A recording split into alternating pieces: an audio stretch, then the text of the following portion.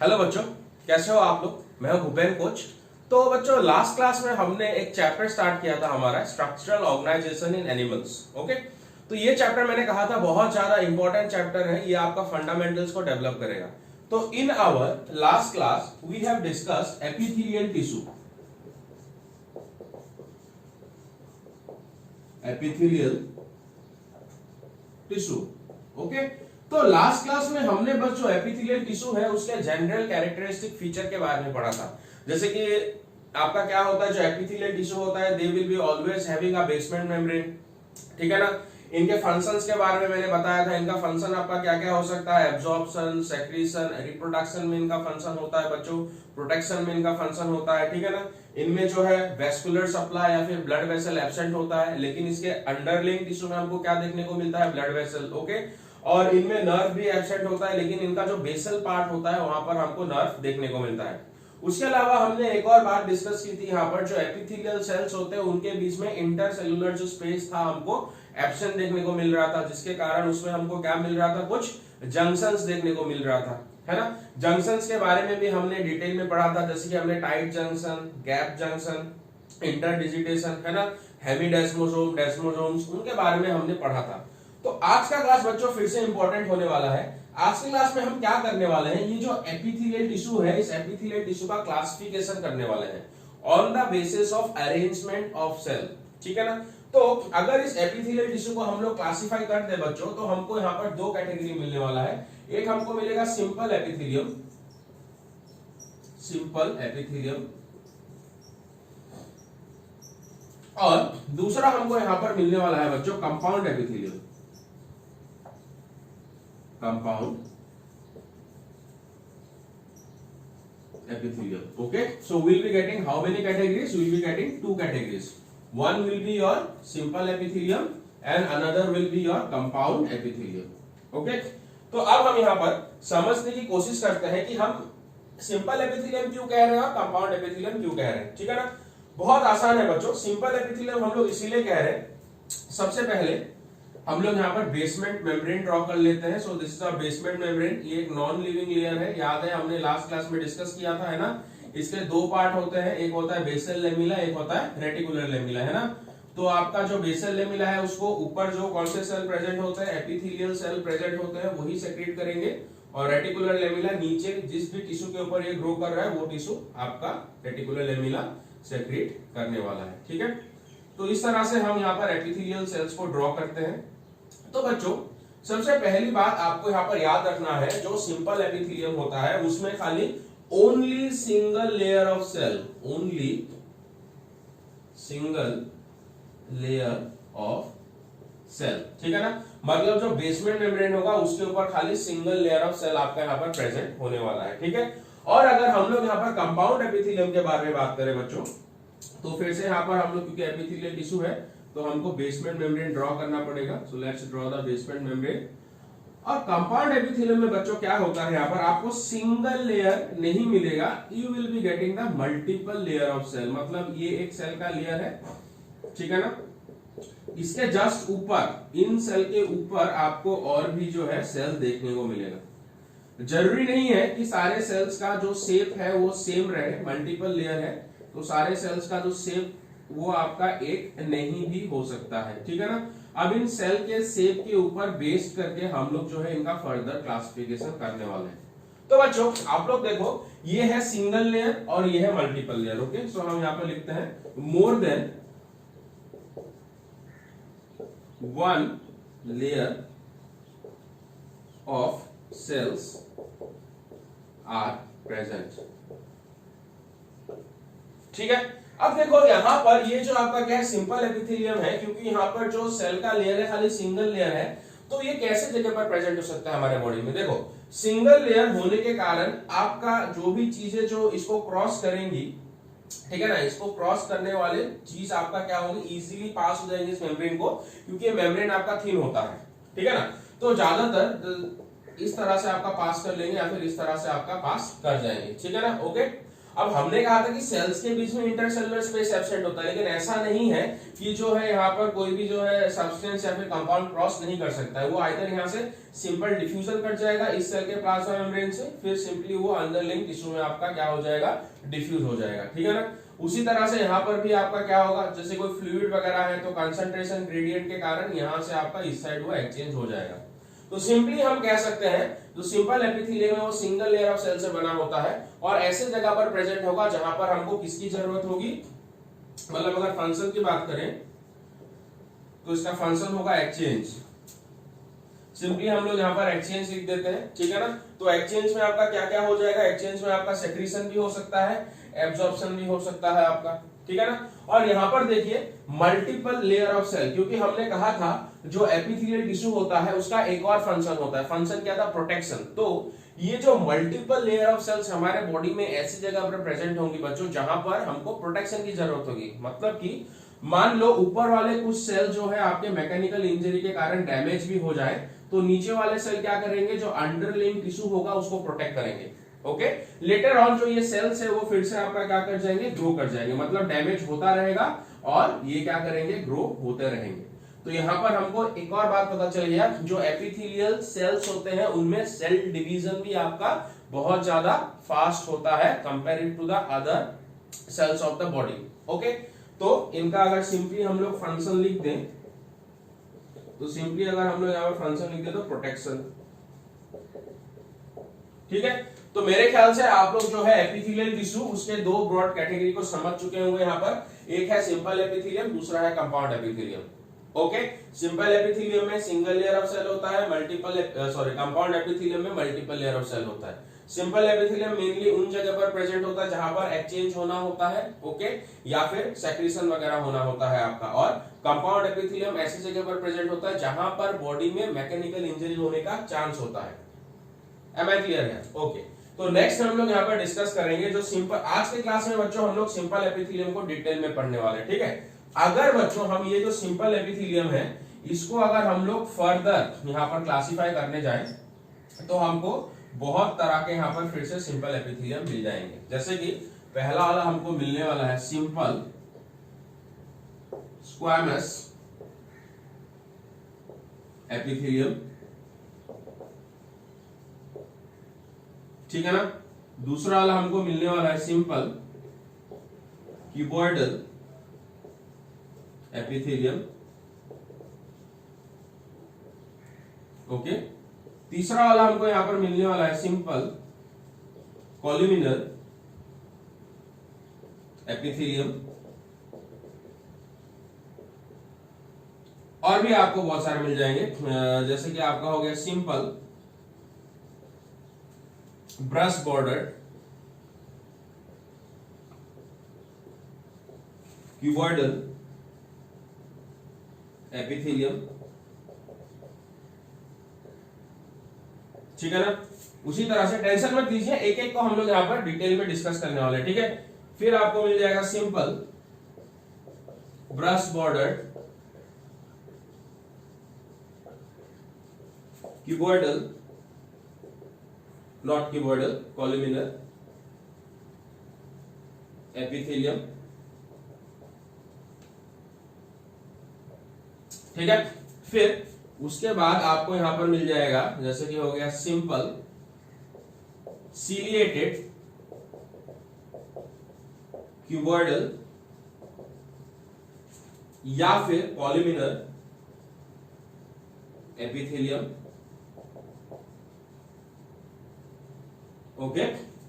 और आपको यहां पर मिल सकता है सूडो स्ट्रेटिफाइड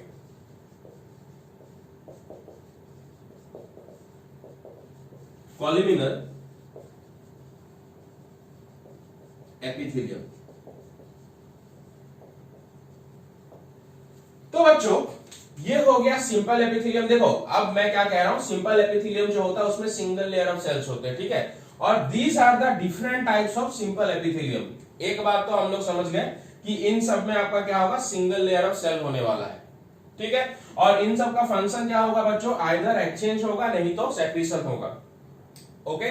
तो हम यहां पर डिस्कस करेंगे अभी this different types of simple epithelium. ठीक है, तो एक एक करके हम लोग यहाँ पर डिस्कस करते जाते हैं और मैं आपको यहाँ पर बताता जाऊंगा कि ये जो अलग अलग तरह के जो आपको टिश्यूज नजर आ रहे हैं ये बॉडी के किन किन पार्ट में आपका प्रेजेंट होगा। ठीक है ना, it will be present in which part of the body. अब नीट में क्वेश्चन क्या पूछा जाता है बच्चों, नीट में क्वेश्चन पूछा जाता है कि आपको सिंपल स्क्वामस एपिथेलियम कहां पे मिलेगा, ठीक है ना, या फिर आपको सिंपल क्यूबोइडल एपिथेलियम कहां पे मिलेगा। तो आपको इन सब टिश्यूज का लोकेशन पूछा जाएगा। ठीक है, तो आप लोग ध्यान से इस लेक्चर को सुनते जाइए। ओके, तो उसको मिटा देते हैं और अब हम क्या करेंगे, एक एक करके जो है इनको डिस्कस करते जाते हैं। Okay, ready. तो फिर से थोड़ा सा हम लोग रिकैप ले लेते हैं, क्या पढ़ रहे हैं, एपिथेलियल टिश्यू। लास्ट लेक्चर में हमने एपिथेलियल टिश्यू के कैरेक्टरिस्टिक्स पढ़ लिए थे। ओके, आज के लेक्चर में हम लोग क्या पढ़ रहे हैं बच्चों, यहाँ पर एपिथेलियल टिश्यू का क्लासिफिकेशन पढ़ रहे हैं। क्लासिफिकेशन में हमको पता चला ये दो मेजर टाइप के होंगे, एक होगा सिंपल एपिथेलियम, दूसरा होगा कंपाउंड एपिथेलियम। दोनों के कैरेक्टरिस्टिक्स मैंने आपको बता दिए। फिर मैं बोल रहा हूँ कंपाउंड एपिथेलियम हम लोग नेक्स्ट क्लास में पढ़ने वाले हैं, आज के क्लास में पढ़ेंगे सिंपल एपिथेलियम। सिंपल एपिथेलियम के अलग अलग टाइप्स होते हैं जो मैंने आपको बताया अभी, तो इन एक एक टाइप को अब हम यहाँ पर डिटेल में डिस्कस करने वाले हैं। ठीक है ना बच्चों, लेट्स स्टार्ट। तो आज का टॉपिक होने वाला है हमारा सिंपल एपिथेलियल टिश्यू।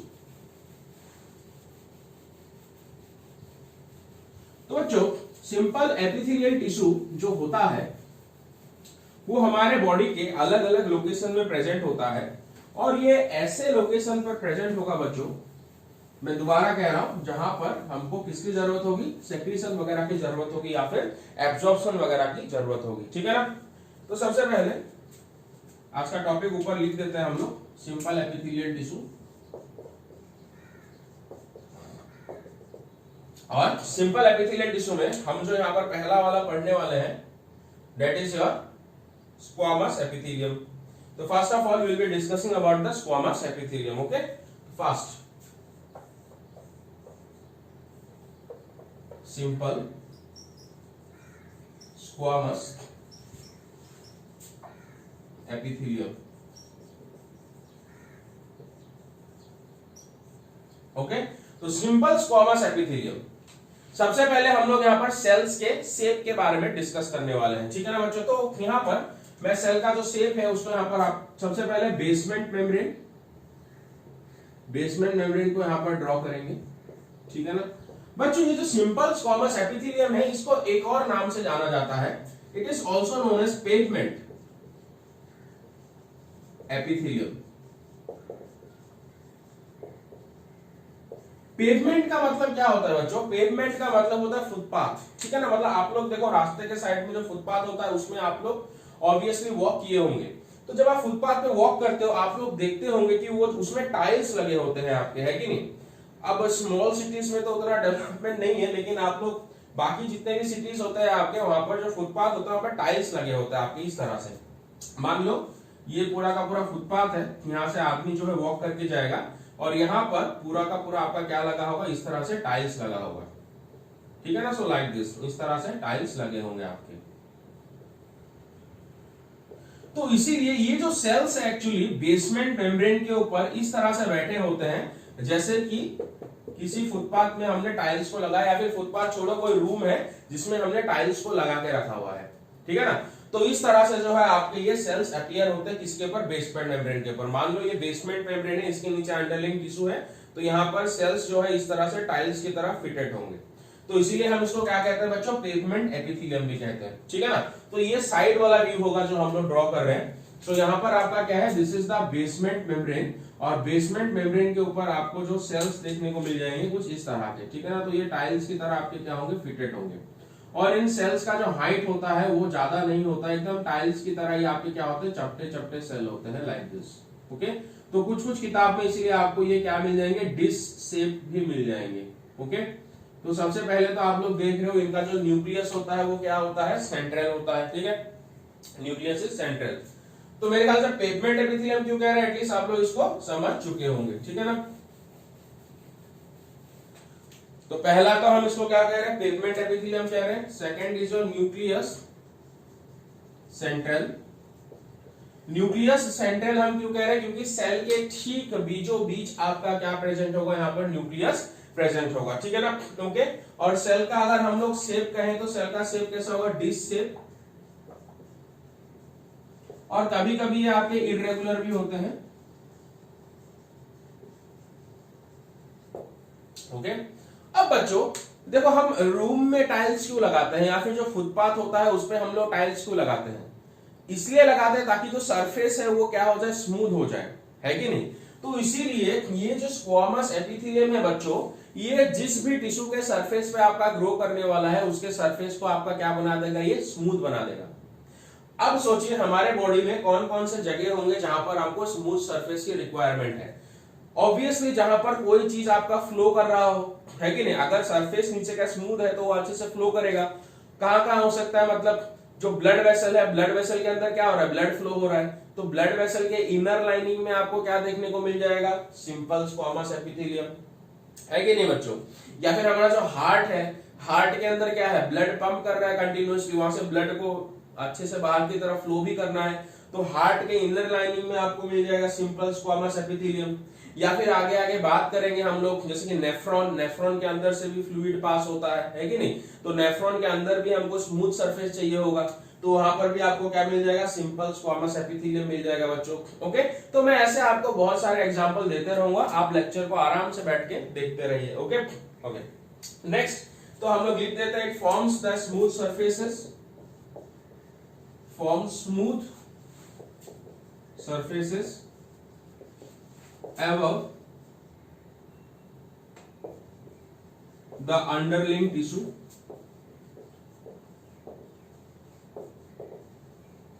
जो भी इसके नीचे टिश्यू है उसके ऊपर क्या करेगा, आपका ये स्मूथ सरफेस आपका प्रोवाइड कर देगा, ठीक है ना? तो ये मेनली कौन कौन से जगह पर आपका प्रेजेंट होगा, तो मेनली प्रेजेंट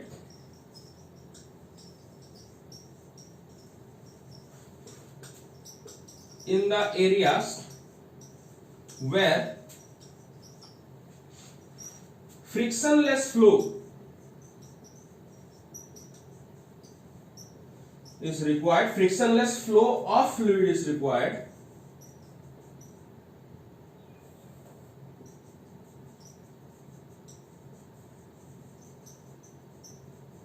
और बच्चों कहां पे प्रेजेंट होगा, क्योंकि देखो ये सिंगल लेयर ऑफ सेल है, और बच्चों सेल पता है इतने ज्यादा चपटे होते हैं कि इनका जो न्यूक्लियस है, न्यूक्लियस का उभार नजर आने लगता है हमको, ठीक है ना? मान लो आपके पास एक टेबल है, टेबल के ऊपर आपने मान लो कुछ एक चीज रख दिया, ठीक है ना? मान लो टेबल के ऊपर आपने डस्टर रख दिया, डस्टर जो मिटाते हैं ना ब्लैक बोर्ड, टेबल के ऊपर डस्टर रख दिया और उसके ऊपर टेबल क्लॉथ को आपने बिछा दिया, तो क्या होगा, जो डस्टर है उसका उभार नजर आएगा कि नहीं आपको टेबल के ऊपर, है कि नहीं?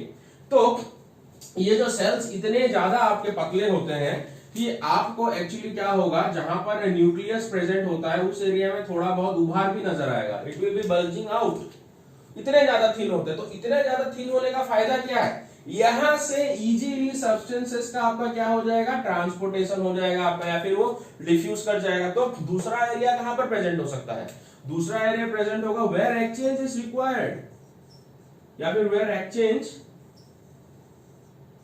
ऑफ सब्सटेंसेस अकर, जहां पर सब्सटेंसेस का आपका क्या होता है, यहां पर एक्सचेंज होता है। ओके, तो मेरे ख्याल से यहां पर क्लियर है। तो सिंपल एपिथेलियम के बारे में आपको इतना ही जानना है, आगे हम एरियाज डिस्कस करेंगे मेनली कहां पर ये प्रेजेंट होते हैं, ठीक है ना बच्चों? तो मैंने क्या बताया, सिंपल स्क्वामस एपिथेलियम, ये एक अपना क्या है, सिंपल एपिथेलियम टिश्यू में आता है, सिंगल लेयर ऑफ सेल होंगे, जो सेल होते हैं इनका डिश शेप होता है या फिर इरेगुलर शेप आपको मिल जाएगा, ठीक है ना? एकदम प्लेट की तरह, टाइल्स की तरह, बहुत ज्यादा पतले सेल्स होंगे, इसीलिए ये आपका क्या करेंगे, स्मूथ सरफेस प्रोवाइड करेंगे। आपका जो सेल जो होता है चौड़ा होता है, स्मूथ सरफेस, एक फ्रिक्शनलेस सरफेस आपका ये क्या करेगा, प्रोवाइड कर देगा। Okay, where mainly present in the area where frictionless flow of fluid is required। Okay, frictionless हम लोग लिखेंगे यहाँ पर। ओके, तो जहां पर हमको फ्रिक्शनलेस फ्लो चाहिए होता है वहां पर ये प्रेजेंट होगा, प्लस यहां पर एक्सचेंज होगा। अब हम देखते हैं ये कौन कौन से एरिया में प्रेजेंट होगा। तो ये इंपॉर्टेंट पार्ट है बच्चों, यहां से तो क्वेश्चन पूछे जाएंगे आपको, ठीक है ना? तो कहां कहां ये प्रेजेंट होने वाला है, ठीक है ना?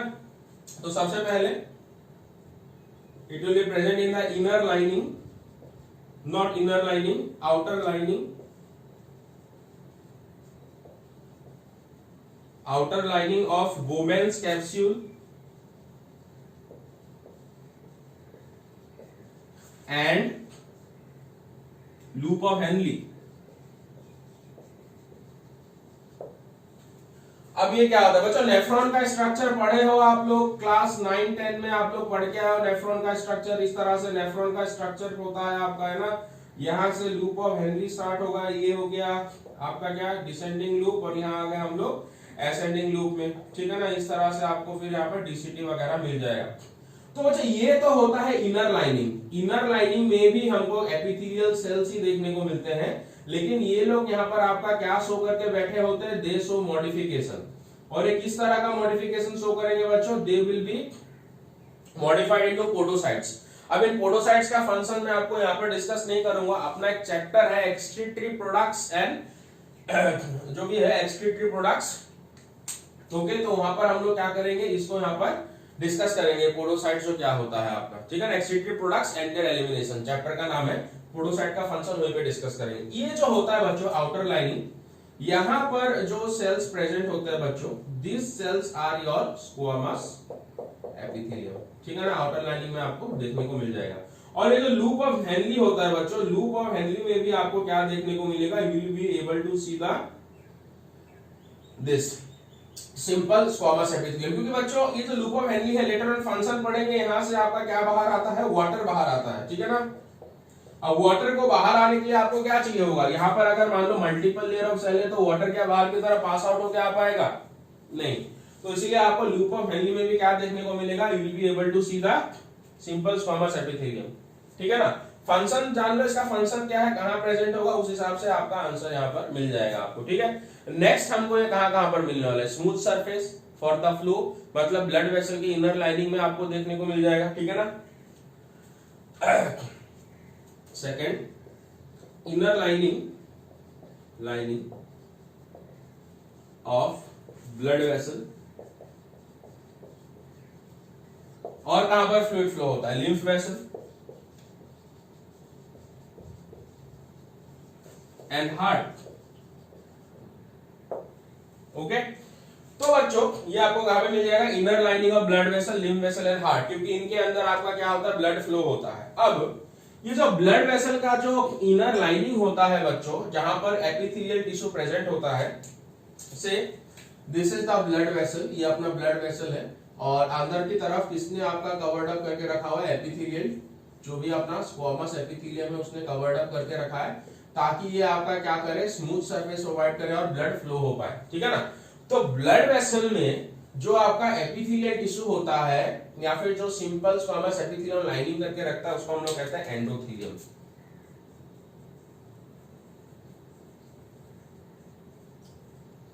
क्यों एंडोथेलियम कह रहे हैं बच्चों, पहला लेक्चर आप लोगों ने अगर देखा होगा तो मैंने कहा था आपको कि ये जो आपका एपिथेलियल टिश्यू होता है, ये आइदर एंडोडर्म से ओरिजिन हो सकता है, मेसोडर्म से ओरिजिन हो सकता है, या फिर आपका एक्टोडर्म से ओरिजिन हो सकता है। तो ब्लड वेसल के अंदर जो एपिथेलियल टिश्यू आपका लाइनिंग कर रहा है, वो आपका कौन से जर्म लेयर से आपका ओरिजिन होने वाला है, एंडोडर्म से। तो that's why it is known as endothelium, okay.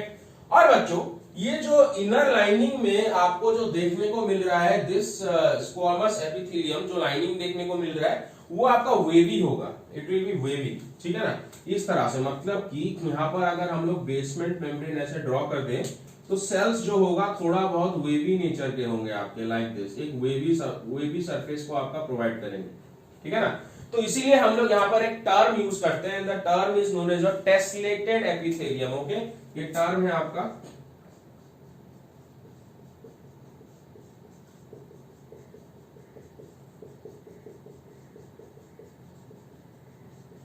यहां से क्वेश्चन बहुत बार पूछे गए हैं, लेकिन ठीक है ना, कि ये जो टेसलेटेड एपिथेलियम होता है ये कहां पर प्रेजेंट होता है, मेनली जो इनर लाइनिंग ऑफ जो हार्ट होता है वहां पर टेसलेटेड एपिथेलियम प्रेजेंट होगा, या फिर आप लोग ब्लड वेसल या फिर लिम्फ वेसल के इनर लाइनिंग को भी टेसलेटेड एपिथेलियम कह सकते हो। टेसलेटेड एपिथेलियम क्यों कह रहे हैं, क्योंकि जो आपका एपिथेलियम होगा, जो कवरिंग होगा, वो थोड़ा वेवी नेचर का होगा आपका, so that's why it is known as tessellated epithelium. Question practice करोगे, ये क्वेश्चन आपको 100% वापस मिल जाएगा, ठीक है ना।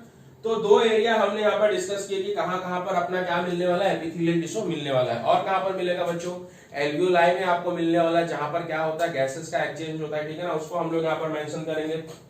तो एल्वियोलाई ऑफ लंग्स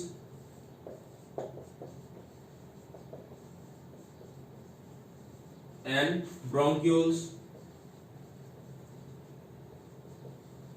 तो बच्चों हमारे लंग्स में जो एल्वियोलाई होता है, this is the alveoli. Alveoli तो पता होगा आपको, structural and functional unit of lungs. Okay, तो इसके इनर लाइनिंग में आपको जो एपिथेलियल सेल्स देखने को मिलने वाले हैं, these are your squamous epithelium.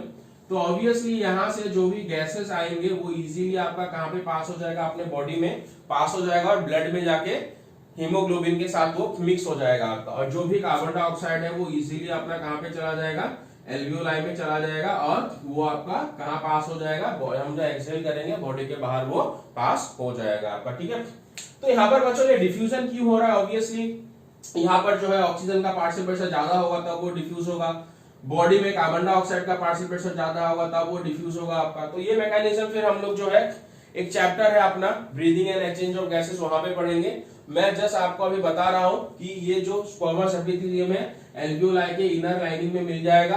क्यों? क्योंकि ये सिंगल लेयर होता है, तो इट हेल्प्स और it facilitate in the exchange of substances. Okay, तो ये आपका कहां पर प्रेजेंट है, एल्वियोलाई में भी प्रेजेंट है। ठीक है ना, और ये कहां पर प्रेजेंट होगा बच्चों, नेक्स्ट अगर हम बात करें, so it will be present in the inner lining,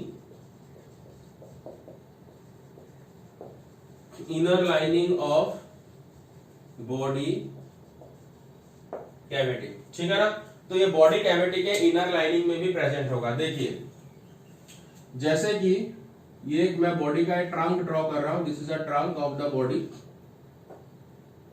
ये बॉडी का ट्रंक है आपका। ओके, ये अपना oesophagus, stomach, then small intestine.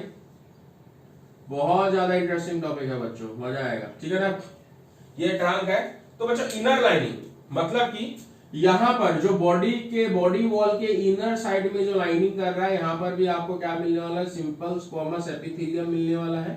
Plus ये जो इंटरनल ऑर्गन्स है, इनका जो आपका आउटर लेयर का जो लाइनिंग कर रहा है बच्चों, इसमें भी आपको सिंपल स्क्वामस एपिथेलियम मिलने वाला है, लाइक दिस। ओके, इस तरह से। तो यहां पर भी आपको सिंपल स्क्वामस एपिथेलियम मिलने वाला है। ठीक है, अब जैसे कि हम लोग कह रहे थे inner lining of blood vessel को हम लोग क्या कह रहे हैं, यहाँ पर एंडोथेलियम कह रहे हैं। तो यहां पर जब आपका simple squamous epithelium body cavity को इनर साइड से आपका लाइन करने वाला है, तो इसके लिए एक टर्म आपको फिर से मिलेगा, इन टर्म को याद रखना है बच्चों। ठीक है ना, टर्म को हम लोग कहेंगे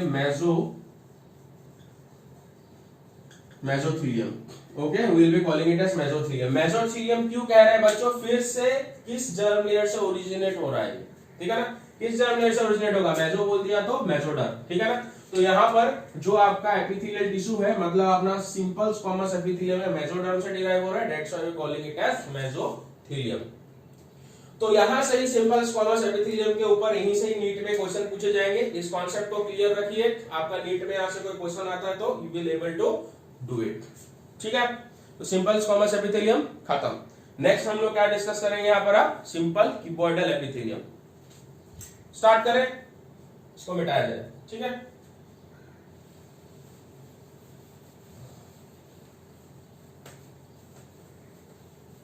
मेरे ख्याल से आपको इंटरेस्टिंग लग रहा होगा, है ना। अब कुछ भी समझ में नहीं आता बच्चों, कमेंट जरूर कीजिए, कमेंट में मेरे को पूछिए, मैं यहीं पे हूं आप लोगों का जो भी डाउट है क्लियर करने के लिए।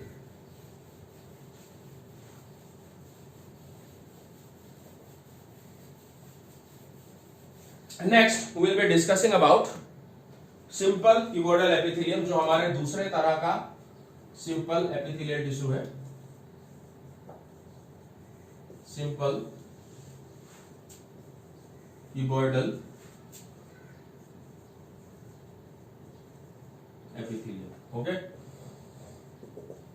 तो बच्चों यहां पर आपको नाम से तो पता चल ही गया होगा कि ये जो सेल है इसका शेप क्या होने वाला है, ऑब्वियसली क्यूबॉइडल शेप है कि नहीं। और सेल का लेयर कितना होगा, क्योंकि ये सिंपल एपिथेलियम है तो लेयर विल बी और सिंगल लेयर। देखो अभी आ रहा है ना आप लोगों को, अच्छी बात है। तो यहां पर देखो ये मैंने क्या ड्रॉ कर दिया, this will be the basement membrane. ये हम हमेशा ड्रॉ करेंगे, चाहे किसी भी तरह का हम लोग एपिथेलियल टिश्यू ड्रॉ करने बनाने वाले हैं। ठीक है, क्योंकि it is the characteristic feature of epithelial tissue.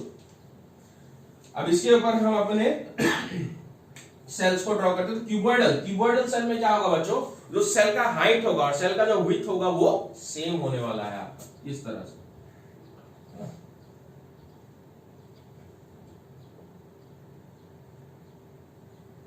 Like this, okay. Cuboidal हो गया, थोड़ा बहुत हाइट और विड्थ यहाँ वहां हो रहा है तो फिर आप लोग उसको ठीक कर लेना। तो यहां पर हम थोड़ा सा इसके बारे में लिखते हैं, okay. The height and width of the cell are similar, ठीक है। दूसरी बात क्या होगी, तो क्यूबॉइडल है तो पता चल गया, आपने शेप नहीं लिखने वाला उसका, ठीक है ना, शेप विल बी क्यूबॉइडल। दूसरा का न्यूक्लियस सेंट्रल, ओके। तो न्यूक्लियस क्या है बच्चों, सेंट्रल है। अब ये जो क्यूबॉइडल सेल होता है, मैंने आप लोगों को कहा था कि एपिथेलियल टिश्यू में जो स्क्वोमस एपिथेलियम है उसका फंक्शन होता है आइदर एब्जॉर्प्शन या फिर सेक्रीशन, ओके। तो यहां पर जो आपने जो सिंपल क्यूबॉइडल एपिथेलियम है, ये आपके क्या करने वाले हैं, सेक्रीशन करने वाले हैं। तो बच्चों सेक्रीशन करने के लिए एक सेल, कोई भी सेल तो हमारे बॉडी का सेक्रीट नहीं करता है, कुछ स्पेशलाइज्ड सेल क्या करते हैं, सेक्रीशन करते हैं। तो अगर यहां पर जो सिंपल क्यूबॉइडल एपिथेलियम को सेक्रीट करना है तो इनमें कुछ चेंजेस आने पड़ेंगे, they have to undergo certain modification, okay. और क्या मॉडिफिकेशन इनमें आएगा हम डिस्कस करते हैं यहाँ पर, ठीक है ना। तो मॉडिफिकेशन के बारे में अगर बात करें हम लोग,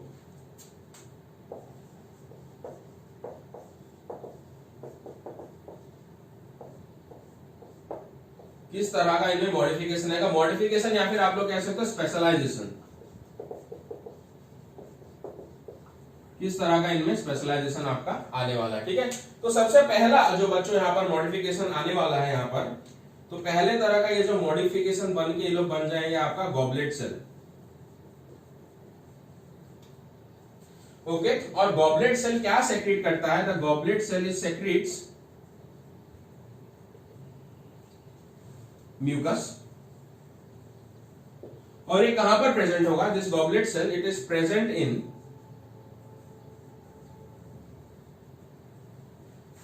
इन स्मॉल इंटेस्टाइन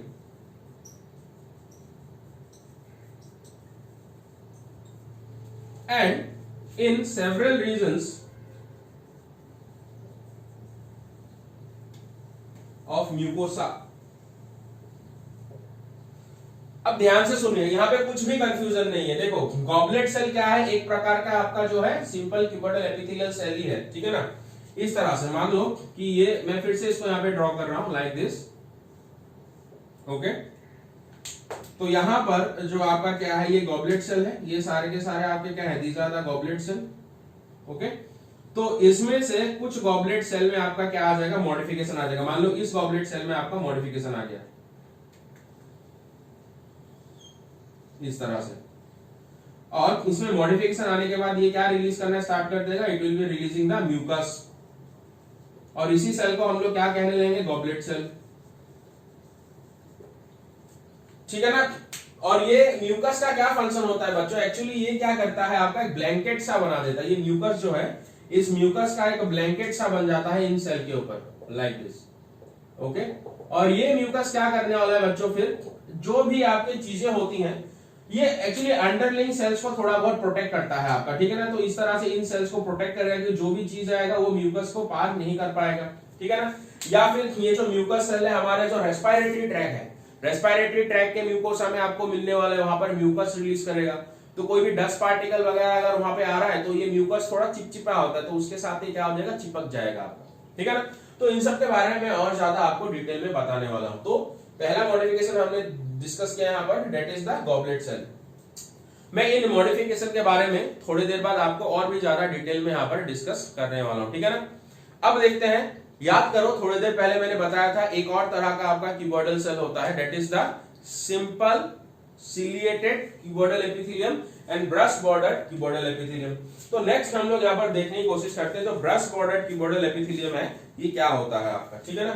तो second modification, that is the brush bordered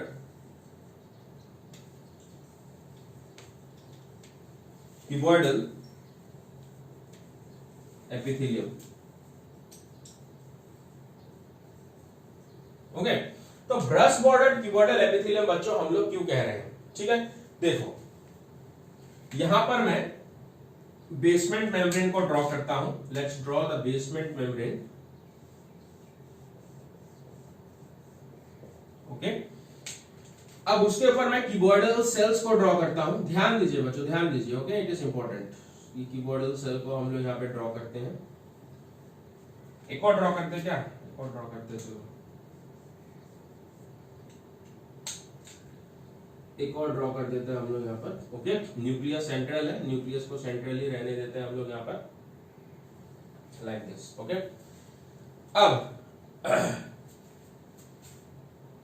अब हम ब्रश बॉर्डर क्यों कह रहे हैं? इसका जो सेल का जो ऊपर वाला सरफेस होता है, जो फ्री सरफेस होता है सेल का, उसमें कुछ मॉडिफिकेशन देखने को मिलता है बच्चों, और उसमें क्या ग्रो होना स्टार्ट हो जाता है, and it will be modified into the microvilli. इस तरह से उनमें इस तरह से माइक्रोविलाई आना स्टार्ट हो जाता है, लाइक दिस। ओके, और जब उनमें आपका इस तरह से माइक्रोविलाई आना स्टार्ट हो जाता है, this is the microvilli.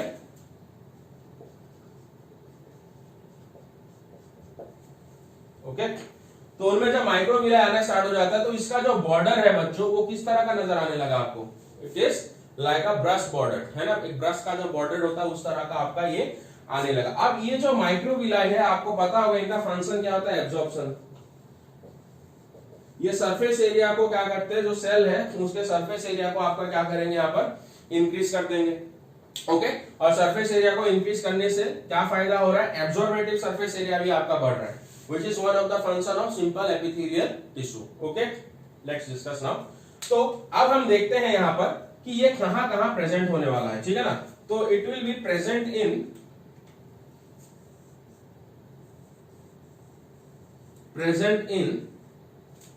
that is the PCT। PCT क्या होता है मैं बता रहा हूं, एंड DCT। इन एरिया में आपका ये प्रेजेंट होने वाला है। फिर से उसी नेफ्रॉन को हम लोग यहाँ पर ड्रॉ करते हैं।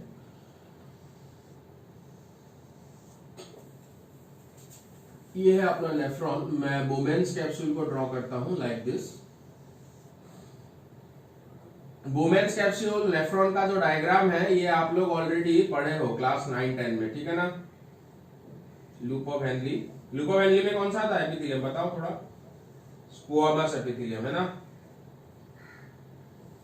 यहाँ पे गया ये अपना ascending, and this area will be your DCT। तो बच्चों इस एरिया को हम लोग कह रहे हैं PCT। PCT का मतलब होता है प्रॉक्सिमल कॉन्वोल्यूटेड ट्यूब्यूल, और ये वाला जो एरिया है, this area is known as DCT। DCT का मतलब होता है डिस्टल कॉन्वोल्यूटेड ट्यूब्यूल। ओके, तो बच्चों यहां पर जो है रीएब्जॉर्प्शन होता है। ओके, क्योंकि देखो रीएब्जॉर्प्शन मतलब पहली बार एब्जॉर्प्शन कब हुआ? जब हमने खाना खाया, खाना खाने के बाद सारा कुछ डाइजेस्ट होकर कहां पे चला गया? स्मॉल इंटेस्टाइन में चला गया, और स्मॉल इंटेस्टाइन में जाने के बाद वहां से एब्जॉर्प्शन कहां पे हुआ? ब्लड में हुआ। That was the first time absorption. Yes, अब यही जो ब्लड है हमारे कहां पर जा रहा है? किडनी में जा रहा है, और जो न्यूट्रिएंट्स हमने पहली बार एब्जॉर्ब करके ब्लड में आए थे, अब वो न्यूट्रिएंट जो है यहाँ पर बाहर की तरफ जाने की कोशिश कर रहा है आपका यूरिन के साथ। तो इसीलिए हम कहते हैं रीएब्जॉर्प्शन, मतलब उन न्यूट्रिएंट को हम लोग दोबारा एब्जॉर्ब कर रहे हैं। अब आपको पता चल गया होगा कि रीएब्जॉर्प्शन क्यों कह रहे हैं हम लोग, है ना। तो देखो यहां पर इस तरह से आपको यहां पर क्या मिल जाएंगे? You will be able to see the brush border cuboidal epithelium, like this. Okay, तो इस तरह से आपको ब्रश बॉर्डर क्यूबॉइडल एपिथेलियम देखने को मिल जाएगा, है ना। बड़ा आसान। ड्रॉ करते हैं ये, और यहां पर भी आपको जो है DCT वाला जो एरिया है, यहां पर भी कंडीशनल रीएब्जॉर्प्शन होता है, लेकिन यहां पर ओके। तो ये सारा मैकेनिज्म आपको फिर excretory products and there elimination वहां पर ही आपको पढ़ना पड़ेगा। कुछ स्पेशलाइज्ड हार्मोन आएंगे, जो चीजें अगर बॉडी में कम है तो और भी ज्यादा उनका एब्जॉर्प्शन बढ़ जाएगा। तो ये कहां पर प्रेजेंट है? PCT वाले एरिया में प्रेजेंट है, जहां पर न्यूट्रिएंट्स को दोबारा से बॉडी में रीएब्जॉर्ब कर लिया जा रहा है, और DCT वाले एरिया में भी प्रेजेंट है, जहां पर अपना कंडीशनल रीएब्जॉर्प्शन हो रहा है। कंडीशनल मतलब जरूरत अगर है बॉडी में ज्यादा तो उसको हम लोग रीएब्जॉर्प्शन करेंगे। तो पता चल गया ब्रश बॉर्डर क्यों कह रहे हैं हम इसको, ठीक है ना, क्योंकि इसमें अपर सरफेस है, विलाई के आ जाने के कारण थोड़ा सा ब्रश की तरह नजर आएगा, brush border, and these are the two area where they will be present. Clear. Next हम लोग डिस्कस करते हैं एक और मॉडिफिकेशन आपको देखने को मिलेगा, that is the ciliated cuboidal epithelium। ciliated cuboidal epithelium, ठीक है ना। तो ciliated, आप देखो ciliated का मतलब क्या होगा बच्चों, ये थोड़ा मिटा दें हम लोग, इसको मिटा दिया जाए ना। आ गया आपका यहां पर हमारा बेसमेंट मेम्ब्रेन दोबारा से, ठीक है, ओके। और इसके ऊपर हम लोग ड्रॉ करते हैं हमारे क्यूबॉइडल सेल, क्योंकि इन्हीं के ही मॉडिफिकेशन के बारे में हम लोग बात कर रहे हैं, like this, okay. Nucleus central है, ड्रॉ कर देते हैं सेंटर में हम इसको, ओके। अब देखो इनमें जो है सीलिया का फॉर्मेशन स्टार्ट हो जाएगा इनके सरफेस में, like this cilia, these are known as cilia. और ये क्या होता है, मोटाइल होते हैं, दे आर योर मोटाइल, ठीक है ना। अब ये जो सीलिया मोटाइल होते हैं, मतलब ये क्या कर सकते हैं, मूवमेंट शो कर सकते हैं। इनमें बेसल ग्रेन्यूल प्रेजेंट होता है बच्चों, जहां से आपका ये सीलिया क्या करता है, ग्रो करता है। हालांकि इतना डिटेल फिलहाल आपको नहीं चाहिए, नीट के लिए इतना काफी है, ओके। तो this is our cuboidal epithelium, simple cuboidal epithelium, cilia grow कर रहा है, ठीक है ना। सीलिया मोटाइल होता है, मतलब ये मूवमेंट कर सकता है, ठीक है ना। अब मेरे को बताओ कि इस तरह का एपिथेलियम हमको बॉडी में कहां चाहिए होगा। सिंपल सी बात है, इस तरह का जो हमको एपिथेलियम बॉडी में ऐसे पार्ट में चाहिए होगा जहां पर हमको जो सराउंडिंग फ्लूइड है, इसके सराउंडिंग में जो भी फ्लूइड है उसके मूवमेंट की हमको जरूरत पड़ेगी, क्योंकि जब ये सीलिया हिलेगा तो ये जो है आपका क्या होगा, फ्लूइड मूव करेगा, ठीक है। क्यों? क्योंकि बच्चों जो इस एरिया में, जिस एरिया में आपका क्यूबॉइडल सीलिएटेड एपिथेलियम प्रेजेंट होता है और उसी एरिया में जो फ्लूइड होता है, उस फ्लूइड में कोई प्रेशर नहीं होता है।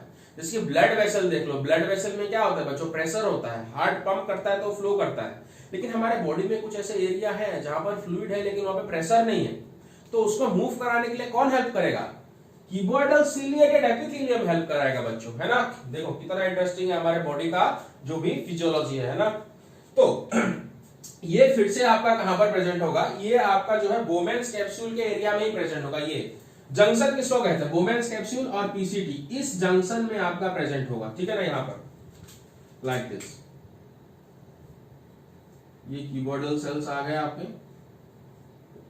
These are the cuboidal cells, और यहां पर ये आपको क्या मिल जाएगा, सीलिया। क्योंकि बच्चों जो यहां पर ब्लड से निकल के जो भी फिल्ट्रेट आ रहा है आपका, उसमें प्रेशर कम हो जाता है, ठीक है ना, और उसको धकेलना पड़ता है, यहाँ पर लूप ऑफ हेनली की तरफ धकेलना पड़ता है। तो इसलिए यहाँ पर जो भी सीलिया है आपका किसके ऊपर, क्यूबॉइडल सेल के ऊपर, वो सीलिया आपका क्या करेगा, उस फ्लूइड को पुश करेगा टुवर्ड्स द बोमेन्स कैप्सूल। तो ये जो क्यूबॉइडल सीलिएटेड एपिथेलियम है, ये कहां पर प्रेजेंट होगा, it will be present at the junction of Bowman capsule and our PCT, clear. तो बच्चों इसके साथ ही हमने क्या किया, सिंपल क्यूबॉइडल एपिथेलियम खत्म किया, और क्या खत्म किया, ब्रश बॉर्डर्ड क्यूबॉइडल एपिथेलियम खत्म किया एंड सीलिएटेड क्यूबॉइडल एपिथेलियम हमने खत्म किया। मैं यहाँ पे मेंशन नहीं कर रहा हूं एरिया, आप लोग लिख लीजिएगा, eight the junction of Bowman's capsule and PCT, खत्म, ठीक है। अब नेक्स्ट हम लोग यहाँ पर डिस्कस करने वाले हैं हमारा सिंपल कॉलुमिनर एपिथेलियम। आगे बढ़े बच्चों, ओके।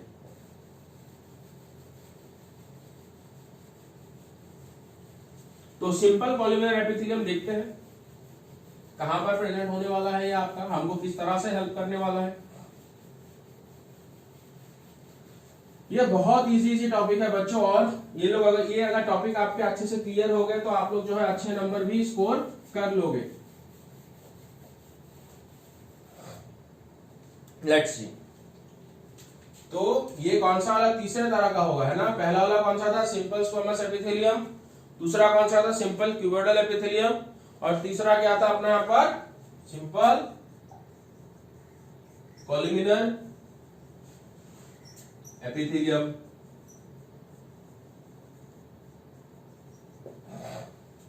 ओके, तो बच्चों अब आपका आइडिया हो चुका होगा जो सेल है उसका शेप कैसा होने वाला है कि नहीं। तो बेसमेंट मेम्ब्रेन ड्रॉ कर देते हैं हम लोग अपना। So this is our basement membrane, basement membrane है। अब इसमें सेल्स ड्रॉ करेंगे। सेल्स का शेप कैसा होगा? कॉलमिनर। कॉलमिनर मतलब the height of the cell will exceed the width of the cell. Okay, ये कॉलमिनर देखो।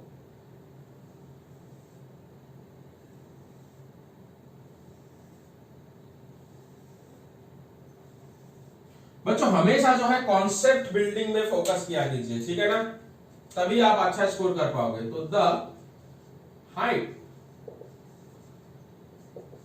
Of the cell exceeds the width of the cell. तो सेल का जो हाइट है वो उसके विड्थ को आपका क्या कर गया? एक्सीड कर गया।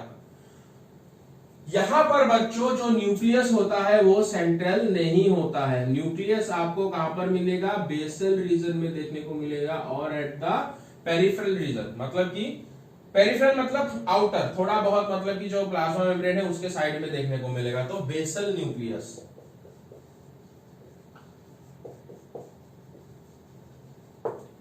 ओके, तो बच्चों यहां पर देखो सिंगल लेयर ऑफ सेल है और सेल का जो हाइट है वो आपका क्या है? ज्यादा है, ठीक है ना। मतलब कि यहां से ये हेल्प नहीं करने वाला है। कोई भी चीज यहां से अगर इस साइड पार होने वाला है तो ये इसको क्या नहीं करेगा? हेल्प नहीं करेगा। फंक्शन क्या हो सकता है बच्चों? ऑब्वियसली बॉडी में प्रेजेंट है तो इसका कोई ना कोई फंक्शन होगा। तो पहली बात तो इसका फंक्शन होने वाला है क्योंकि सेल का विड्थ ज्यादा है तो ये हमको थोड़ा बहुत प्रोटेक्शन प्रोवाइड करने वाला है बच्चों, ठीक है ना। प्रोटेक्शन तो मैंने कहा था कंपाउंड एपिथेलियम प्रोवाइड करता है, लेकिन आपका यहाँ पर क्या है जो कॉलमिनर एपिथेलियम है वो भी थोड़ा बहुत हमको क्या कर रहा है? प्रोटेक्शन प्रोवाइड कर रहा है। कैसे? देखो ये कहां पर प्रेजेंट होगा, ठीक है ना। तो हम लोग लिखते हैं सबसे पहले दे will be present in location. तो पहला यहां पर लोकेशन जो होने वाला है इनर लाइनिंग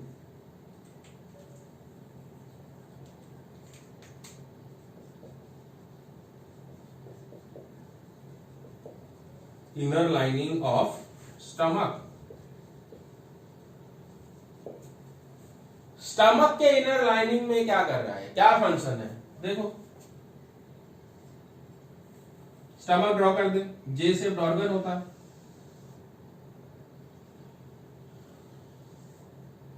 गलत हो गया। दिस इज आवर स्टमक, है ना। स्टमक का आप लोग बता सकते हो जो पार्ट है कौन कौन सा पार्ट हो सकता है? फंडस पार्ट कौन सा है? This is the fundus part. ये कार्डियक पार्ट है, ये बॉडी है आपका, ठीक है ना। यहाँ पे पायरोलिक पार्ट भी आपको मिल जाएगा, ठीक है ना। ओके, तो वो सब बात की बातें हैं। अभी हम देखते हैं यहाँ पर कि इनर लाइनिंग में क्या कर रहा है। बच्चों देखो स्टमक में एक एसिड रिलीज होता है HCl, और ये जो एसिड होता है कंसंट्रेटेड फॉर्म में आपका रिलीज होता है। मतलब कि ये जो वॉल होता है स्टमक का, यहाँ पर वॉल ड्रॉ करते हैं हम लोग। This is the wall of the stomach, this is the wall. तो ये HCl जो है स्टमक के वॉल को आपका क्या कर सकता है? डैमेज कर सकता है। ये इतना कंसंट्रेटेड होता है बच्चों HCl की, यहाँ पर अगर कोई माइक्रो ऑर्गेनिज्म वगैरह आ जाता है फूड के साथ तो उसको भी ये किल कर देता है। तो ये जो स्टमक है हमारे, सॉरी ये जो HCl है हमारे स्टमक के वॉल के लिए भी क्या है? हानिकारक है। मतलब वॉल को डैमेज कर देगा। मतलब स्टमक में आप कुछ ऐसे स्ट्रक्चर प्रेजेंट होने पड़ेंगे जो इसको अपने ही HCl से क्या कर दे? प्रोटेक्शन दे। तो बड़ा सिंपल है। बेसमेंट मेम्ब्रेन इनर लाइनिंग में आपको क्या मिल जाएगा? यहाँ पर बेसमेंट मेम्ब्रेन। ओके, यहाँ पर मिल गया बेसमेंट मेम्ब्रेन, और मैं एक ही साइड ड्रॉ करता हूँ बच्चों, ठीक है ना। बेसमेंट मेम्ब्रेन मिल गया, और बेसमेंट मेम्ब्रेन में आपको यहाँ पर क्या मिल जाएगा? You will be able to see the columnar cells. इस तरह से आपको कॉलमिनर सेल्स मिल जाएंगे यहाँ पर। ये पूरे के पूरे इनर लाइनिंग में होगा। अब हम ज्यादा ड्रॉ नहीं करने वाला हूं मैं, ठीक है ना। तो आप लोग अभी बहुत समझदार हो, समझ गए होंगे कि इनर लाइनिंग में पूरा हमको कॉलमिनर एपिथेलियम मिलने वाला है, और ये हमको किससे प्रोटेक्ट करने वाला है? It will B protecting us against the damage of HCl। अब HCl उसको डैमेज नहीं कर पाएगा। इसके अलावा इसके ऊपर आपको एक म्यूकस का बहुत बड़ा एक मोटा लेयर मिल जाएगा, ठीक है ना। 2 to 3 nm का एक म्यूकस का लेयर भी मिल जाएगा आपको। तो ये सारी चीजें जो होती है मिलके हमको हमारे स्टमक के HCl से यहाँ पर बचाती हैं, ठीक है ना। तो will be getting them in the inner lining of stomach. Okay, तो आगे हम लोग डिस्कस करते हैं ये हमको और कहां कहां मिलने वाला है। नेक्स्ट चलो, और ये हमको बाकी जो पार्ट में मिलने वाले बॉडी के बच्चों, वहां पर इनमें कुछ मॉडिफिकेशन आएगा, ठीक है ना। क्या क्या मॉडिफिकेशन आने वाला है हम डिस्कस करते हैं। जैसे कि हमने इसके पहले पढ़ा था ना, जो कॉलिमिनर जो क्यूबॉइडल था उसमें क्या आ गया था मॉडिफिकेशन, तो अपना जो कॉलिमिनर है उसमें भी अब मॉडिफिकेशन आएगा। ओके, सो मॉडिफिकेशन मैंने आपको बताया था ना, जो सिंपल एपिथेलियम होता है वो कितने तरह के होते हैं, 6-7 तरह के होते हैं, उनको हम यहीं पर ही इंक्लूड कर रहे हैं। लेकिन ठीक है ना, जो अपना सिंपल सिलिएटेड कॉलिमिनर एपिथेलियम उसके बारे में यहीं पे डिस्कस करेंगे, ठीक है ना। ओके, या फिर आपका जो ब्रश बॉर्डर्ड कॉलिमिनर एपिथेलियम उसको भी यहीं पे डिस्कस करने वाले हैं। तो पहला मॉडिफिकेशन आपका क्या होगा, that is the brush bordered columnar epithelium.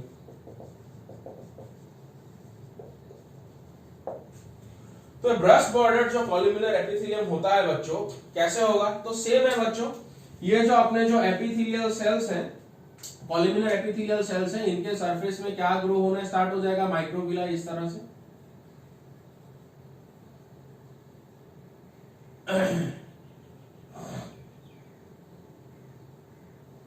इस तरह से माइक्रोविला ग्रो होना स्टार्ट हो जाएगा।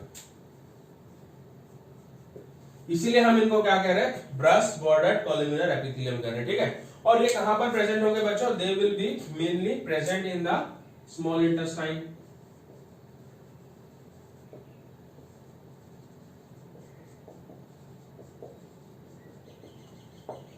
ये स्मॉल इंटेस्टाइन में प्रेजेंट होने वाले हैं। देखो बच्चों, एक तो आपका क्या हो गया, जो कॉलिमिनर एपिथेलियम होता है, ठीक है ना, वो स्मॉल इंटेस्टाइन के इनर लाइनिंग में प्रेजेंट होता है, तो वो एब्जॉर्प्शन करने में हेल्प करेगा, ठीक है। इन सेल्स के अंदर ब्लड वेसल, इनमें ब्लड वेसल नहीं होगा, इनके नीचे आपका ब्लड वेसल का फॉर्मेशन होना स्टार्ट होगा। आपका डिस्कस करेंगे later on digestion and absorption में। तो क्योंकि अगर मान लो एक ही सिंपल एपिथेलियम का लेयर प्रेजेंट रहा तो सरफेस एरिया थोड़ा बहुत कम होगा, मतलब एब्जॉर्प्शन कम हो पाएगा। तो यहां पर अब इनमें माइक्रोविलाई का बनना स्टार्ट हो गया, तो जिससे एब्जॉर्बेटिव सरफेस एरिया बच्चों क्या हो गया, बढ़ गया, ठीक है ना। तो एब्जॉर्प्शन अब कितना होगा, अराउंड 10 टाइम्स या फिर 40 टाइम्स ज्यादा आपका एब्जॉर्प्शन होने लगेगा। तो that's why brush bordered columnar epithelium जो हमको कहां मिल रहा है, स्मॉल इंटेस्टाइन में मिल रहा है। तो लोकेशन होगा स्मॉल इंटेस्टाइन, ठीक है। अगला मॉडिफिकेशन हम लोग यहां पर डिस्कस करते हैं। तो नेक्स्ट मॉडिफिकेशन अपना यहां पर, जैसे कि यहां पे हमने ब्रश बॉर्डर, तो अगला होगा सिंपल सिलिएटेड कॉलिमिनर एपिथेलियम। तो अभी आप लोग समझ पा रहे होंगे कॉलिमिनर सेल के ऊपर क्या प्रेजेंट होने वाला है बच्चों, बताओ, सीलिया, है ना। बेसमेंट मेम्ब्रेन फिर से हम लोग ड्रॉ करेंगे, जैसे बेसमेंट मेम्ब्रेन, अपने कॉलिमिनर सेल्स ड्रॉ करते हैं लंबे लंबे इस तरह से, ठीक है। न्यूक्लियस जैसे कि मैंने कहा था क्या होगा, बेसल होगा, और इनमें आपको क्या देखने को मिलेगा, सीलिया। तो बच्चों ये अब आपको कहां पे देखने को मिलेंगे, ये बहुत इंपॉर्टेंट पार्ट, ये हमारे बहुत एक इंपॉर्टेंट पार्ट पे देखने को मिलेंगे, जहां पर ये हमको क्या करते हैं, प्रोटेक्शन प्रोवाइड करते हैं। ये हमको अपने रेस्पिरेटरी सिस्टम के कुछ पार्ट में देखने को मिलेंगे। रेस्पिरेटरी सिस्टम के किन पार्ट में आपको ये देखने को मिलने वाला है, तो you will be able to see them in this nasal passage के इनर लाइनिंग में आपको देखने को मिलेगा, ठीक है ना। उसके अलावा आपको ये कहां पे देखने को मिलेगा, देखो मैं बताता हूं। सो लोकेशन, ठीक है, इनके लोकेशन के बारे में हम डिस्कस करते हैं। सबसे पहला जो लोकेशन है बच्चों, एग्जाम में बहुत पूछा जाता है, एपेंडाइमा।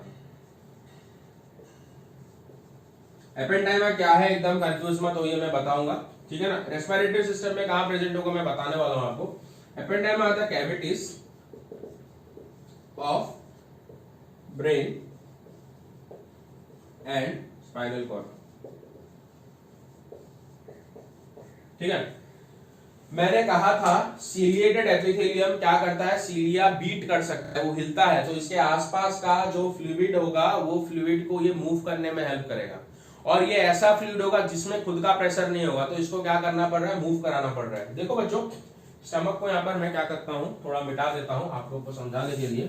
तो हमारा जो ब्रेन होता है और हमारा जो सेंट्रल नर्वस सिस्टम होता है बच्चों, अंदर से हॉलो होता है, उनमें कुछ कैविटीज होती हैं बच्चों, ठीक है ना। जैसे कि मान लो, so this is the brain, ये ब्रेन है, और यहीं से ही आपको क्या देखने को मिल रहा है, you able to see the spinal cord. Okay, तो अपना जो ब्रेन होता है बच्चों, इसके इनर साइड में कुछ कैविटीज देखने को मिलती हैं, जिनको हम लोग क्या कहते हैं, वेंट्रिकल्स कहते हैं, call them as ventricles. Okay, तो इस तरह से आपको कुछ यहाँ पर कैविटीज देखने को मिलती है, जिनको हम लोग क्या कहते हैं, वेंट्रिकल्स कहते हैं। ओके, और ये अल्टीमेटली कहां पर ओपन होती है, this open into the spinal cord. मतलब अपना जो स्पाइनल कॉर्ड है अंदर से क्या है बच्चों, हॉलो है, इट इज हॉलो, ठीक है ना। और इनमें ये ब्रेन है, this are spinal cord, this are the cavities, और अंदर आपका क्या होता है, कुछ फ्लूइड भरा होता है, सर्टेन फ्लूइड आर हियर, और इस फ्लूइड को हम लोग कहते हैं CSF। ओके, और ये जो CSF है इसको कहते हैं सेरिब्रोस्पाइनल फ्लूइड। ये जो सेरिब्रोस्पाइनल फ्लूइड होता है बच्चों, अपने सेंट्रल नर्वस सिस्टम को नरिशमेंट प्रोवाइड करता है। मतलब अगर इसको नरिशमेंट प्रोवाइड करना है तो इसको यहाँ पर क्या होते रहना पड़ेगा, पूरा का पूरा फ्लो होता रहना पड़ेगा। फ्लो होने के लिए इसके अंदर कोई प्रेशर नहीं है।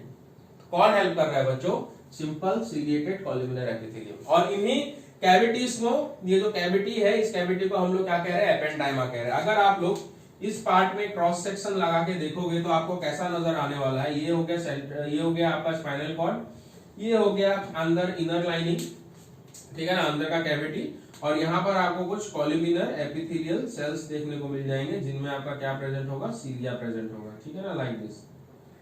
ये चारों तरफ होने वाला है आपका, ठीक है ना। तो इनमें आपका क्या प्रेजेंट होगा, will be able to see the cilia, इस तरह से आपको इनमें सीलिया देखने को मिल जाएगा। तो इसके अंदर जो सेरिब्रोस्पाइनल फ्लूइड है, वो सेरिब्रोस्पाइनल फ्लूइड के सर्कुलेशन में हेल्प करेगा। क्योंकि यहाँ पर बच्चों ब्लड नहीं होता है, ब्लड ब्रेन बैरियर होता है, उसके बारे में हम लोग जब टाइम आएगा डिस्कस करेंगे। तो CSF के सर्कुलेशन में हेल्प करेगा। तो याद रखना एपेंडाइमा, एपेंडाइमा में क्या होता है, सिंपल सिलिएटेड कॉलम्युलर एपिथेलियम। क्लियर है बच्चों, इसको याद रखना है, लेकिन यहाँ से क्वेश्चन आएगा, ठीक है। अगला ये कौन से जगह पर प्रेजेंट होगा बच्चों, अगला जो ये आपका प्रेजेंट होने वाला है, दैट इज प्रेजेंट है फैलोपियन ट्यूब्यूल्स।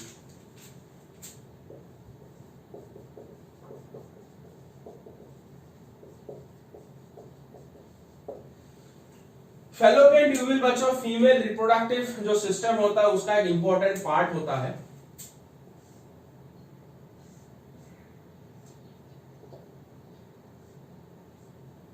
ठीक है ना।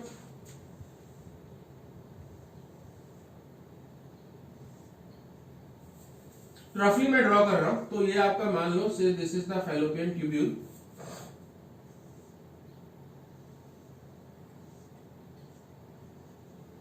ठीक है ना। और यहां पर आपका क्या है, दिस इज द ओवेरी, यहां पर आपको ओवेरी अटैच और ब्रॉड लिगामेंट से ये किसके साथ अटैच होगा, it will be attach to the uterine wall. तो यहां से आपका क्या रिलीज होता है, एग रिलीज होता है पर मंथ ईच ओवेरी से एग। ये जो एग होगा इसको ये फिम्ब्रे कैच करते हैं और ये फैलोपियन ट्यूब्यूल के अंदर आ जाता है आपका, ठीक है। अब इसको जाना पड़ता है मेनली जो एरिया होता है जहां पर क्या होता है, फर्टिलाइजेशन होता है, इस एरिया में एम्पुलरी स्टमक जंक्शन। लेकिन एग जो होता है बच्चों फीमेल का, वो नॉन मोटाइल होता है, तो उस जगह तक वो कैसे ट्रेवल करने वाला है, ठीक है ना। तो फिर से आपको यहाँ पर जो इनर लाइनिंग है, इनर लाइनिंग में आपको सिलिएटेड कॉलम्युलर एपिथेलियल सेल्स यहाँ पर देखने को मिल जाएंगे, जिनमें आपका क्या प्रेजेंट होगा, सीलिया। तो सीलिया बीट करेंगे और एग को आपका कहां तक पुश करेंगे, at the site of fertilisation. और फर्टिलाइजेशन होने के बाद भी जो फैलोपियन ट्यूब्यूल है, पूरे के पूरे इनर लाइनिंग में आपको कॉलम्युलर सिलिएटेड एपिथेलियल सेल देखने को मिलेगा। मतलब फर्टिलाइजेशन हुआ, फिर जाइगोट को भी ये पुश करेंगे कहां तक, इनटू द यूट्रस, यूट्रस तक ये पुश करने वाले हैं। तो inner lining of fallopian tubule में भी आपको यहाँ पर क्या देखने को मिलेगा, you will be able to see the what, simple ciliated cuboidal epithelium, ठीक है। और तीसरा जो आपको यहां पर मिलने वाला है, यूस्टेशियन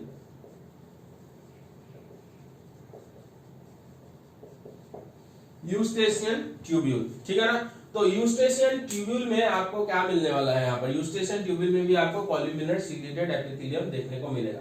यूस्टेशियन ट्यूब्यूल बच्चों क्या होता है, हमारा जो मिडल ईयर होता है, मिडल ईयर में ट्यूब्यूल होता है, ठीक है ना, इस तरह से से this is our external ear, जिसको हम लोग क्या कह रहे हैं, पिन्ना कह रहे हैं। यहाँ पे हो गया external auditory meatus and this is our middle ear, ठीक है ना। यहाँ पे जैसे कि fenestra ovalis and fenestra rotunda आपका प्रेजेंट होगा जो इनर ईयर में जा रहा है। यहाँ पर आपको एक ट्यूब्यूल देखने को मिलेगा, this is known as Eustachian tubule. और ये जाके कहां पे ओपन होता है बच्चों, ये जाके हमारे पीछे नेसोफेरिंक्स, जो नेसोफेरिंक्स एरिया है वहां पे ओपन होता है। इसका मेन फंक्शन एक्चुअली क्या होता है, आपका जो मिडल एयर में जो एयर का प्रेशर होता है और जो एनवायरनमेंट में एयर का प्रेशर होता है उसको इक्विलिब्रेट करने का इसका फंक्शन होता है। तो कभी कभी मिडल एयर में अगर एयर का प्रेशर ज्यादा हो जाता है तो यहाँ पर एक वेल्व होता है, यूस्टेशियन वेल्व, जो खुल जाता है और यहाँ का जो एक्स्ट्रा प्रेशर है हमारे नेसोफेरिंक्स वाले रीजन में क्या हो जाता है, रिलीज हो जाता है, ठीक है। तो आपका जो यूस्टेशियन ट्यूब है उसके इनर लाइनिंग में भी आपको क्या देखने को मिलेगा, you will be able to see the simple ciliated epithelium. तो बच्चों यहाँ पर मेरा एक क्वेश्चन है आप लोगों के लिए, क्वेश्चन है कि अपना जो नेसल पैसेज होगा फिर रेस्पिरेटरी ट्रैक होगा वहां पर किस तरह का एपिथेलियम प्रेजेंट होगा। आप लोग कमेंट में मेरे को जरूर बताइए और मैं आपको कंफर्म करूंगा कि आपका आंसर गलत है या फिर सही है, ठीक है ना। ओके, तो आगे अब हम बच्चों एक और एपिथेलियम बचा है उसके बारे में हम लोग यहाँ पर डिस्कस करते हैं। इसको मिटा दे, ये हो गया है, मेरे ख्याल से समझ में आ गया होगा।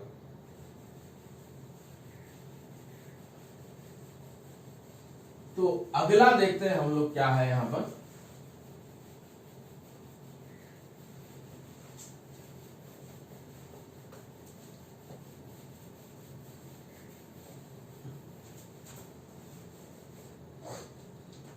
नेक्स्ट, तो अगला जो है हमारा ये pseudo stratified columnar epithelium. Pseudo stratified columnar, simple pseudo stratified columnar epithelium लिख सकता है, फिर स्ट्रेटिफाइड कॉलमिनर एपिथेलियम। बच्चों ये कॉलमिनर एपिथेलियम ही है, बस थोड़ा सा अलग तरीके का। कैसा होता है देखो, बेसिक बात मैं आपको बताता हूं। बेसमेंट मेम्ब्रेन, अपना बेसमेंट मेम्ब्रेन है। बेसमेंट मेम्ब्रेन के ऊपर बच्चों क्या प्रेजेंट होता है, ऑब्वियसली एपिथेलियल सेल। हम सिंपल एपिथेलियम डिस्कस कर रहे हैं मतलब सिंगल लेयर होगा। कॉलमिनर डिस्कस कर रहे हैं मतलब सेल का शेप कैसा होगा, कॉलमिनर, इस तरह से है ना, लाइक दिस। तो कॉलमिनर हुआ न्यूक्लियस बेसल। अब बच्चों सूडो स्ट्रेटिफाइड क्यों कह रहे हैं, सबसे पहले ये वर्ड आपको सूडो जहां पे देखने को मिलेगा इसका मतलब होता है फॉल्स।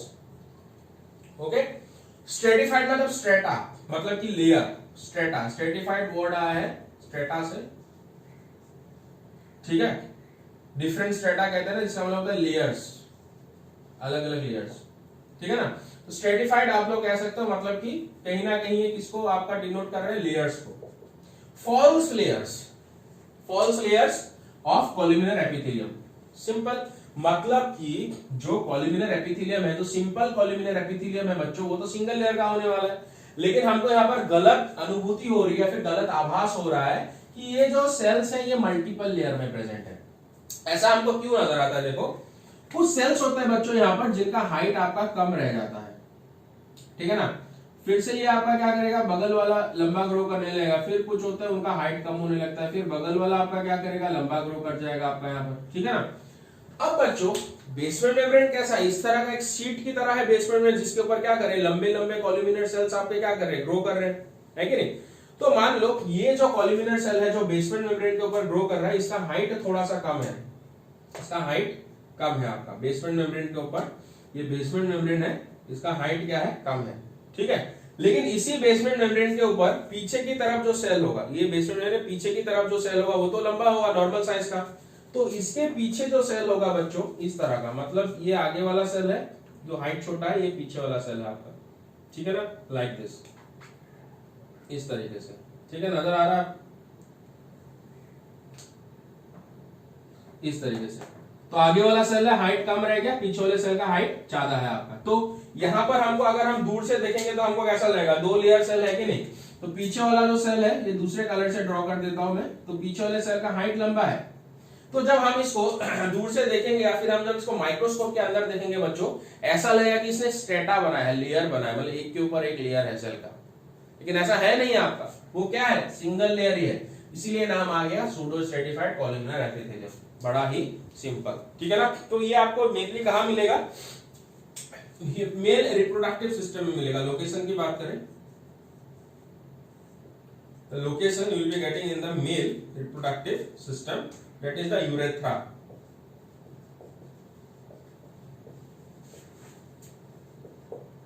आपको मिलने वाला है यूरेथ्रा ऑफ मेल। अब अगर इसमें मॉडिफिकेशन की बात करें, फिर talk about the modification,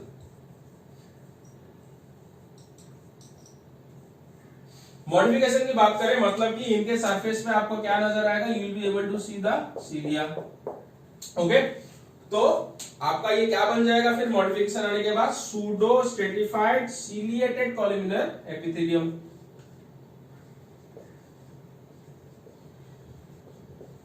pseudo stratified ciliated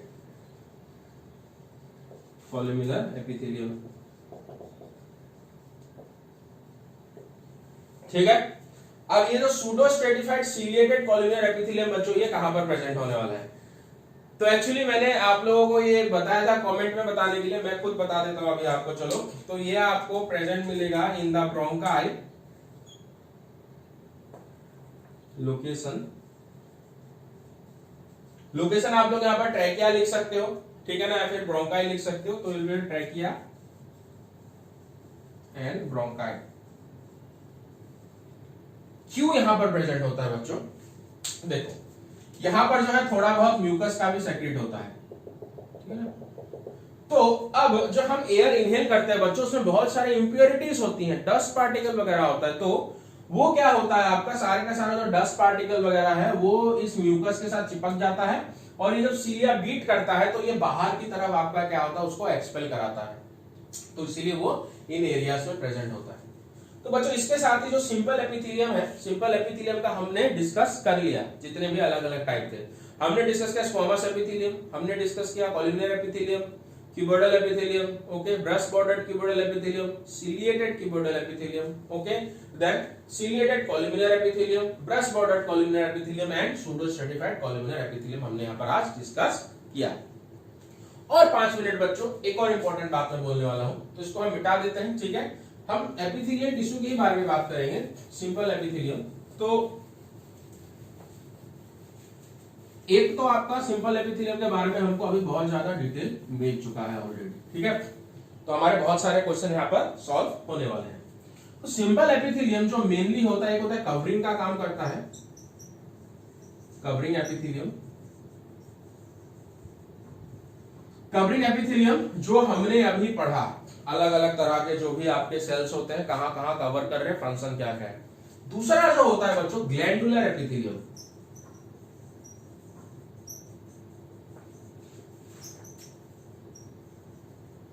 glandular epithelium मतलब यही वो एपिथेलियल टिश्यू है जिनमें मॉडिफिकेशन आके आपका क्या बनेगा, ग्लैंड बनने वाला है आपका, ठीक है ना।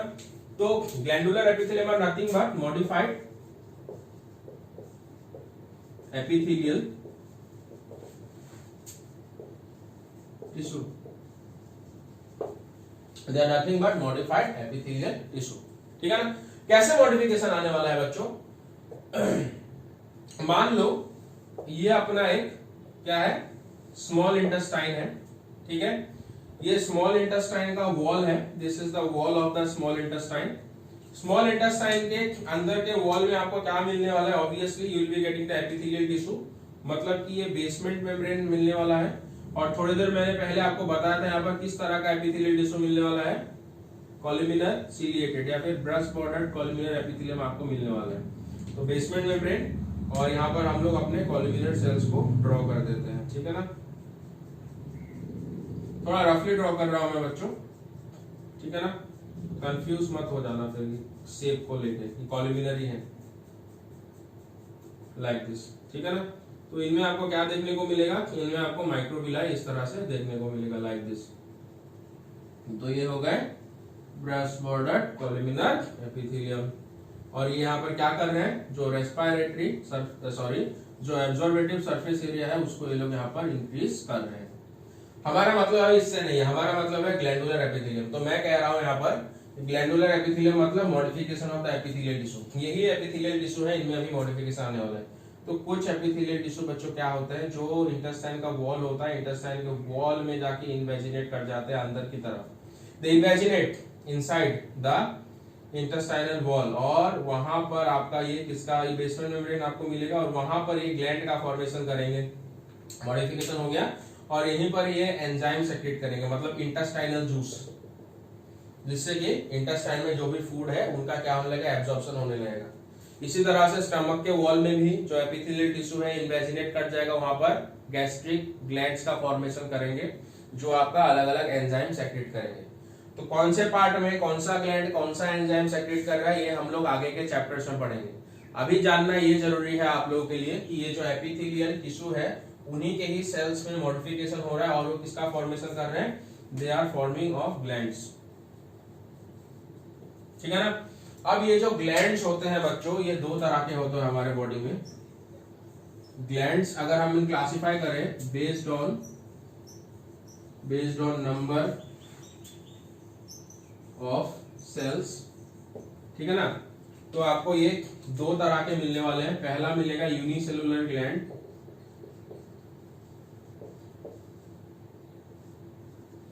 और दूसरे वाले आपके मिलने वाले multi cellular gland.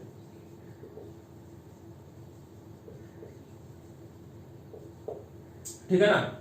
Unicellular gland का अगर हम लोग एग्जांपल देखें, जैसे कि थोड़ी देर पहले हमने गॉबलेट सेल, जो आपका क्या सेक्रेट कर रहा है वहां पर म्यूकस। मल्टी सेलुलर ग्लैंड के तो बहुत सारे एग्जांपल हो जाएंगे बच्चों, सलाइवरी ग्लैंड, सेबेसियस ग्लैंड, तो we'll be getting the lot of examples, okay? अब जो मल्टी सेलुलर ग्लैंड होता है बच्चों, ये फिर से दो तरह के होते हैं। The multicellular gland are again of two types, और ये कौन कौन से दो तरह के होते हैं, ठीक है ना। मल्टी सेलुलर ग्लैंड फिर से दो तरह के मिलेंगे, एक मिल जाएगा ब्रांच्ड और दूसरे वाले मिल जाएंगे अनब्रांच्ड। ठीक है। ब्रांच में मतलब कि बच्चों क्या होगा, जो ग्लैंड होगा उसका एफिशिएंसी बढ़ने के लिए, बोले हमको ज्यादा सेक्रीशन चाहिए, तो ब्रांच हो जाएगा ग्लैंड का, देखो इस तरह से।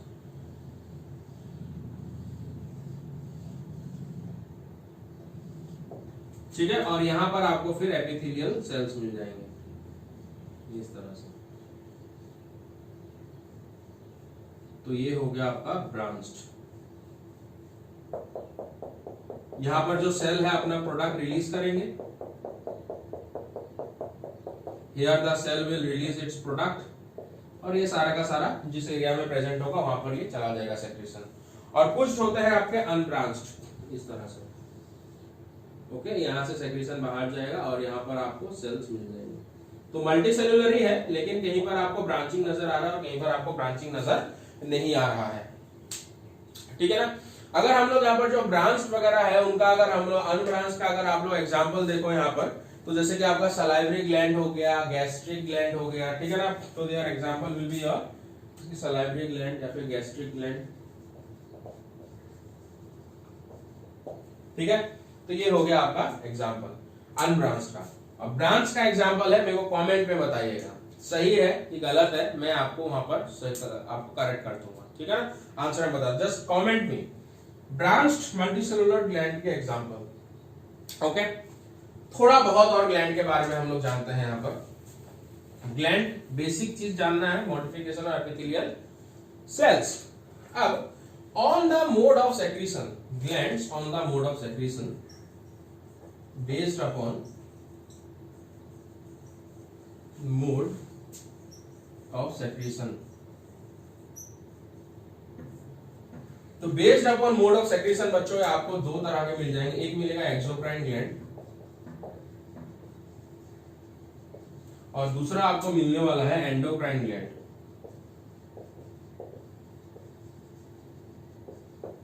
ठीक है ना। ओके।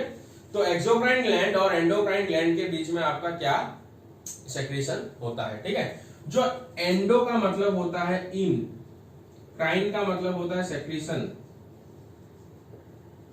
तो सेक्रीशन विल बी इनसाइड, कहां पे सेक्रीशन होगा? In blood, secretion in blood. इनको हम लोग डकलेस ग्लैंड भी कहते हैं, also called ductless gland. Okay, exo का मतलब होता है आउट, काइंड मैंने बोला सेक्रीशन, दे इनका सेक्रीशन कहां पे होगा? सेक्रीशन इन डक्ट। डक्ट बच्चों ब्लड वेसल की तरह ही होता है, लेकिन उसमें जो होता है बहुत ज्यादा खाली सिंगल लेयर ऑफ आपको एपिथेलियल सेल्स वहां पे देखने को मिलेगा डक्ट में, ठीक है ना। हालांकि जो ब्लड वेसल होता है उनके वॉल में मसल प्रेजेंट होता है, यहाँ पर कोई मसल नहीं होता है, यहाँ पर खाली एपिथेलियल सेल्स देखने को मिलेंगे डक्ट के वॉल में। ओके, और जो डक्ट होता है उसको उसके टारगेट ऑर्गन तक कैरी करके लेके जाएगा आपका, ठीक है ना। तो इनका हम लोग डक्ट ग्लैंड भी कहते हैं। तो इनका एग्जांपल क्या होगा? जैसे सलाइवरी ग्लैंड, पेनक्रियास वगैरह हो गया आपका, ठीक है ना, स्वेट ग्लैंड वगैरह हो गया, सेबेसियस ग्लैंड हो गया। तो ये जो ज्यादातर जो एक्सोक्राइन ग्लैंड है, जो हमारे जैसे कि डाइजेस्टिव ग्लैंड्स हैं जो भी, वो एग्जांपल है आपके किसके? एक्सोक्राइन ग्लैंड के, उनमें डक्ट वगैरह प्रेजेंट होता है, ठीक है ना। सब में नहीं होता है आपका, कुछ कुछ में लेकिन होता है मेजोरिटी में। तो डाइजेशन एंड एब्जॉर्प्शन पढ़ेंगे तो पता चलेगा। अभी याद रखना है खाली एक्सोक्राइन ग्लैंड में आपका क्या होता है? डक्ट प्रेजेंट होता है, और वो सेक्रीशन को डायरेक्टली ब्लड में नहीं छोड़ते हैं, उस डक्ट में छोड़ते हैं। और यहाँ पर क्योंकि इनमें कोई डक्ट प्रेजेंट नहीं होता, तो टारगेट ऑर्गन तक जो है सेक्रीशन कौन पहुंचाता है? ब्लड। जैसे कि एग्जांपल माने पिट्यूटरी ग्लैंड, पिट्यूटरी ग्लैंड जो मास्टर ग्लैंड भी कहलाता है हमारे बॉडी का, ठीक है ना बच्चों। तो ये तो सारे हो गए आपके एपिथेलियल टिश्यू, जिसके कवरिंग के बारे में हमने पढ़ा था, जो अलग अलग तरह के होते हैं, ठीक है ना। सिंपल हो गया, कोलुमिनर, क्यूबॉइडल, सिलिएटेड, ब्रश बॉर्डर हमने पढ़ा।